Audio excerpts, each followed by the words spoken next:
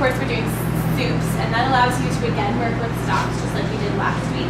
And you'll be able to see things thicken right before your eyes. Hopefully it'll really help you understand what she was talking about with different categories of soups, because we're making a whole bunch of different categories of soups. Also, you'll learn about seasoning, because when you have put all this work and like sweat into your food today, not literally, but you're gonna taste it before you seasoned it, and it's gonna taste awful. It's gonna be bland. It's gonna be like, what am I making here? This is gross.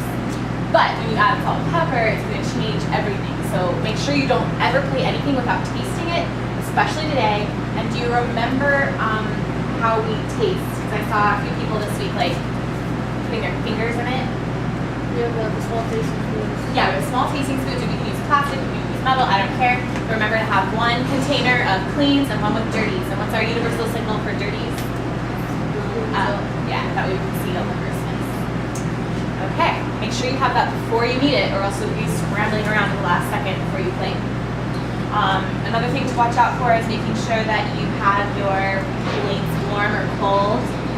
We did have 24 soup plates. For some reason now we have 8. I'm not sure where they went. So if you don't get to those first, you can use the tiny soup cups. If you need to use the tiny ones, use twice as many to kind of save all the portions of course you're having. What else do we talk about? We are using veg.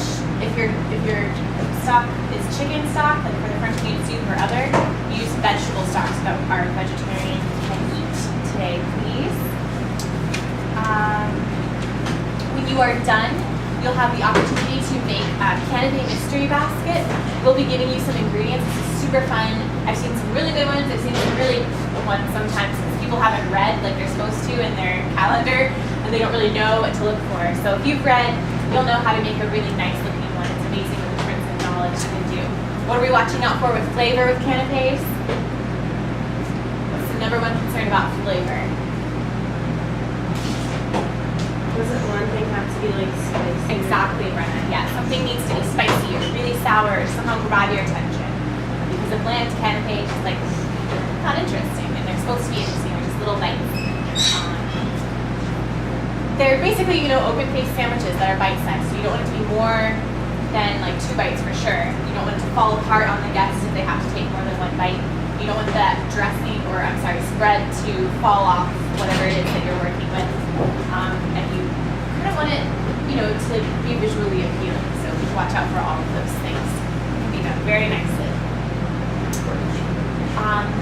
Remember that we are tasting on time, whether we're ready or not. If you're finding something taking a long time, like you all know that your soups have to be on pretty early in order for them to simmer for their appropriate amount of time. If you're taking a long time preparing your vegetables, you're not doing it the easiest way, and we can definitely show you an easier way. So just come and get us, and it's taking you more than like 5 to 10 minutes to prep all your veggies. You shouldn't have to do that. All right, we won't think you're stupid for asking. Don't worry. You're smart. Okay. Are there any questions about your recipes? For the first 5 minutes, I would like for you to get in your groups of 4 and discuss your production. And don't break away until I come and talk to you, or you come and find me as a group and tell me how you're delegating everything. This has been working really, really well to help everybody be on the same page communication-wise. So I'll let you know when you can break away, but start with that.